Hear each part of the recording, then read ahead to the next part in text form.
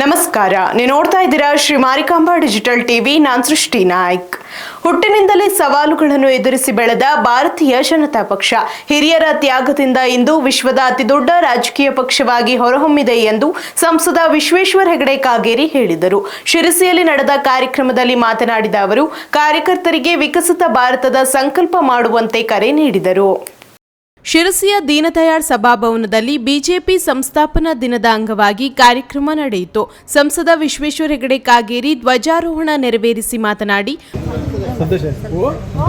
ಭಾರತ್ ಮಾತಾ ಕಿ ಭಾರತೀಯ ಜನತಾ ಪಕ್ಷಕ್ಕೆ ಭಾರತೀಯ ಜನತಾ ಪಕ್ಷಕ್ಕೆ बोलो भारत माता की ಭಾರತೀಯ ಜನತಾ ಪಕ್ಷಕ್ಕೆ ಪ್ರಧಾನಿ ನರೇಂದ್ರ ಮೋದಿ ನೇತೃತ್ವದಲ್ಲಿ ಕಳೆದ ವರ್ಷಗಳಲ್ಲಿ ದೇಶದ ಶಕ್ತಿ ವಿಶ್ವದ ಮುಂದೆ ತೋರಿಸಲಾಗಿದೆ. ದೇಶದ 22 ರಾಜ್ಯಗಳಲ್ಲಿ ಬಿಜೆಪಿ ಅಧಿಕಾರದಲ್ಲಿದೆ. ಕೆಲ ರಾಜ್ಯಗಳಲ್ಲಿ ವಿರೋಧ ಪಕ್ಷದ ಸ್ಥಾನದಲ್ಲಿದ್ದು, ಹಿರಿಯರ ಆಶಯದಂತೆ 2047ರೊಳಗೆ ವಿಕಸಿತ ಭಾರತ ನಿರ್ಮಾಣದ ಗುರಿ ಸಾಧಿಸಲು ಪ್ರತಿಯೊಬ್ಬ ಕಾರ್ಯಕರ್ತರು ಕೊಡುಗೆ ನೀಡಬೇಕೆಂದು ಕರೆ ನೀಡಿದರು. ಈ ವೇಳೆ ಭಾರತೀಯ ಜನತಾ ಪಕ್ಷದ ಮುಖಂಡರು ಹಾಗೂ ಕಾರ್ಯಕರ್ತರು ಉಪಸ್ಥಿತರಿದ್ದರು. ಶಿವಾಜಿ ಸಂಜೆಯವರು ಇಲ್ಲಿ ಆಚರಿಸೋದ್ರ ಜೊತೆಯಲ್ಲಿ ಅದರ ವಿಸ್ತಾರವಾಗಿ ಅದರ ಆಚರಣೆ ನಮ್ಮ ಕಾರ್ಯಕರ್ತರ ಮನೆಯಲ್ಲಿ ಬೂತ್ ಲೆವೆಲ್ನಲ್ಲಿ ಎಲ್ಲ ಕಡೆ ಆಗಬೇಕು ಅನ್ನೋ ಹಿನ್ನೆಲೆಯಲ್ಲಿ ಒಂದು ಸಮಿತಿ ರಚನೆಯಾಗಿದೆ.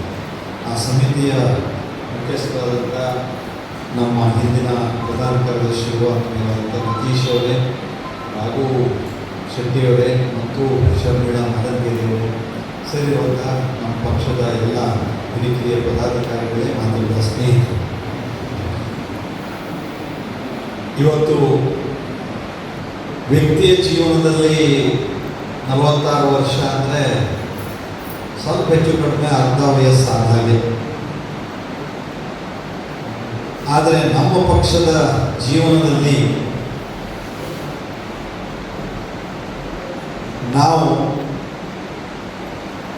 ಈ ಪ್ರೌಢಾವಸ್ಥೆಯಿಂದ ಯೌವನಾವಸ್ಥೆಗೆ ನಾವು ದಾಪುಗಾಲನ್ನು ಇಡ್ತಾ ಇರುವಂತಹ ಆ ಉತ್ಸಾಹಭರಿತವಾದಂತಹ ಆ ಒಂದು ಸಂಭ್ರಮದಲ್ಲಿ ಇರುವಂತಹ ಒಂದು ವಾತಾವರಣ ಇವತ್ತಿನ ಹುಟ್ಟುಹಬ್ಬ.